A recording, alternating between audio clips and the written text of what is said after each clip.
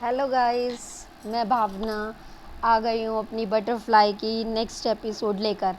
आपने वहाँ तक तो सुना था ना गाइस कि मैंने बताया था कि वो कहानी में कि पीटर पीटर और उसकी वो मम्मी मेरी अपने मुंबई में अपनी नानी के पास वो लोग चले जाते हैं अपनी मम्मी के यहाँ।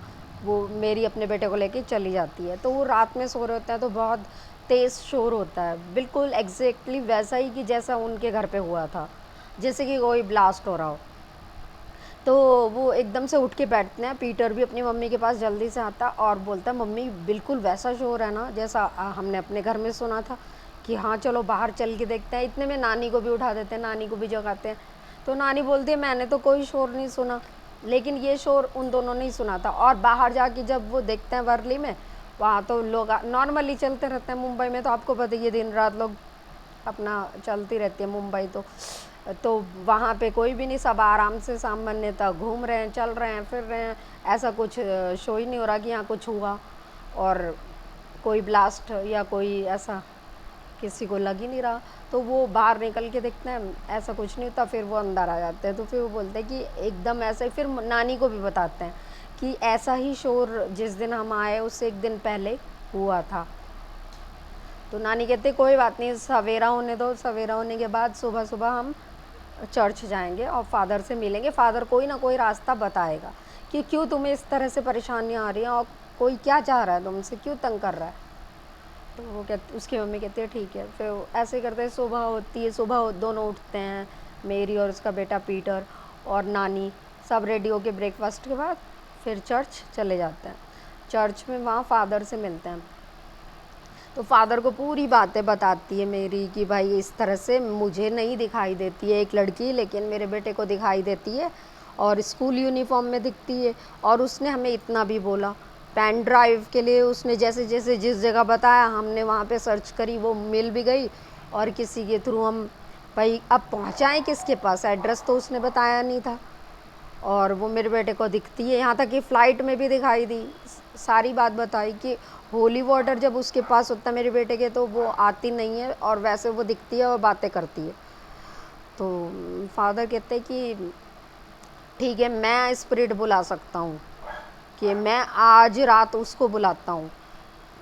तो कि तुम्हारे पास वो है फ़ोन वगैरह में उसकी फ़ोटो या कोई भी कांटेक्ट, या एक काम करना कि उसको दिखाई देती है ना वो क्या नाम उसका नाम था ना, पीटर, उसको दिखाई देती है तो ऐसा करना पीटर को अकेले शाम को भेज देना और ये वॉक करेगा और पीछे हम लोग रहेंगे, हम ऑब्ज़र्व करते रहेंगे ना इस चीज़ को।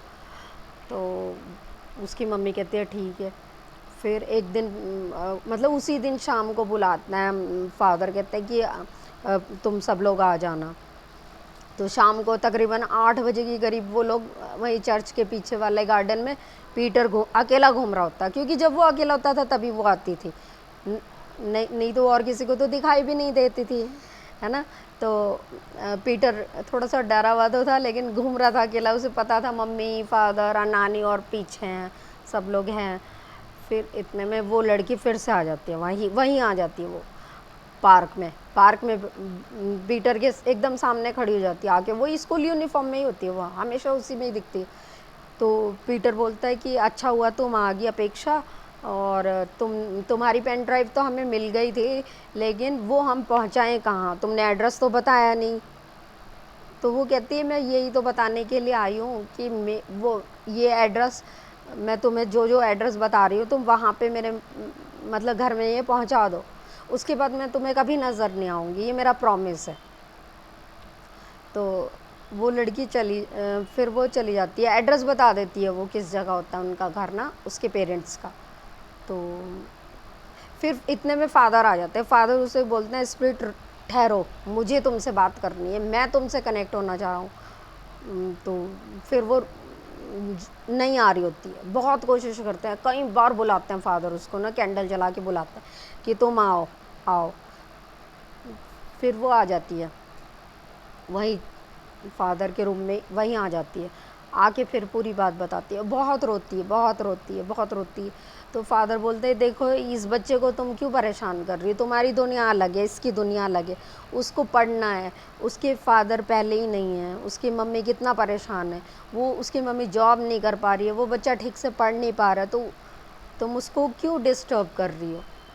तो वो ना अपेक्षा बहुत रोने लग जाती है, कहती कि फ़ादर आप ठीक बोल रहे हो कि मेरी वजह से लोग परेशान हैं, लेकिन मैं जानबूझ के इन्हें परेशान नहीं करना चाह रही थी, मैं तो सिर्फ अपनी हेल्प के लिए इनके पास आई थी। मैंने पीटर को कोई नुकसान नहीं पहुंचाया, ना ही मेरी को। कि वो शोर की आवाज़ कैसी होती है जो अक्सर होती है जब भी तुम आती हो। तो वो कहते हैं उस शोर का रिलेशन मुझसे नहीं है, वो पीटर से ही है। कि पीटर से है मतलब। तो वो बोलती कि जो वो इतनी ज़ोर से आवाज़ आती है ना, जैसे ब्लास्ट हुआ, वो कोई नहीं है। इसके पापा जो हैं, इसके पापा इस पीटर से कनेक्ट होना चाह रहे हैं, पीटर से मिलना चाह रहे हैं, ये शोर करके वो बुलाना चाहते हैं इनको, लेकिन दिख नहीं पा रहे हैं वो। लेकिन मैं पीटर से कनेक्ट हो गई हूँ, मैं देख पा रही हूँ। इसके पापा स्पिरिट नहीं बने, स्पिरिट तो हैं वो, लेकिन वो एंजल्स के पास हैं, क्योंकि इसके पापा बहुत अच्छे थे और उन्हें परियां ले गई अपने साथ, वो परीलोक में रहते हैं। अभी उनके पुण्य कर्म इतने अच्छे हैं कि वो अभी फ़िलहाल परीलोक में हैं, उसके बाद ही उनका दूसरा जन्म होगा। लेकिन मैं तो अभी धरती पे ही भटक रही हूँ, क्योंकि मेरी इच्छा पूरी नहीं हुई। और जैसे ही मेरी ये इच्छा पूरी हो जाएगी, मेरे पेन ड्राइव, मेरे ये पेरेंट्स तक मेरे डॉक्यूमेंट जो उनके हैं मैं पहुंचा दूंगी, तो मैं चली जाऊंगी। मैं सिर्फ अपने एक काम के लिए यहाँ रुकी हुई हूँ, मैं भी चली जाऊंगी। और ये जो शोर और धमाका जो पीटर की मम्मी और पीटर सुन रहे हैं, वो पीटर के पापा को पीटर से मिलना है। वो परीलोक से आए हैं और धरती पे ही हैं, उन्हें मिलना है। तो मैं यही बताने के लिए पीटर को फ़्लाइट में आई थी कि तुम्हारे पापा तुमसे बात करना चाह रहे हैं, लेकिन वो डर गया, वो मेरे पास नहीं आया, उसने मुझसे कुछ नहीं सुना।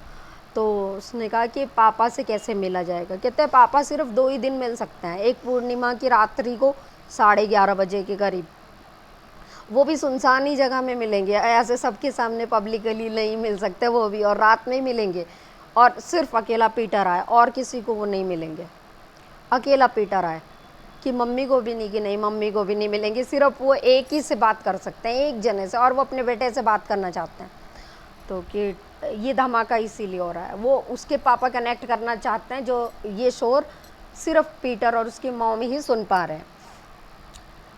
तो वो बोलती है कि फादर बोलता है कि ठीक है, तो वो कैसे कनेक्ट करेंगे, किस किस तारीख को मतलब हम बुला सकते हैं उनकी आत्मा को। तो वो भी बोलती है कि पूर्णिमा या अमावस्या की रात्रि होगी ना, जब आप फिर जो इनके पीटर के घर के पास वाला पार्क है वहाँ पर वो आएंगे। उन्होंने मुझसे कहा था, वो मुझे मिले थे, तो कि तुम उनके पापा को बुला सकती हो अभी। उसने कहा नहीं, वो भी सिर्फ 2 ही बार मिल सकते हैं किसी से भी, मुझसे भी वही महीने में वही 2 बार मिल सकते हैं, ऐसे ही इन लोगों से भी 2 बार मिल सकते हैं। उन्होंने मुझसे बार बार मिल मिल के यही कहा था कि मेरा बेटा तेरी हेल्प भी करेगा, और मैं अपने बेटे से कनेक्ट होना चाह रहा हूँ, उससे मिलना चाह रहा हूँ। तो वो मुलाकात, ठीक है गाइज़, आगे की कहानी हम कल सुनाएंगे, ठीक है। Thank you. पता नहीं।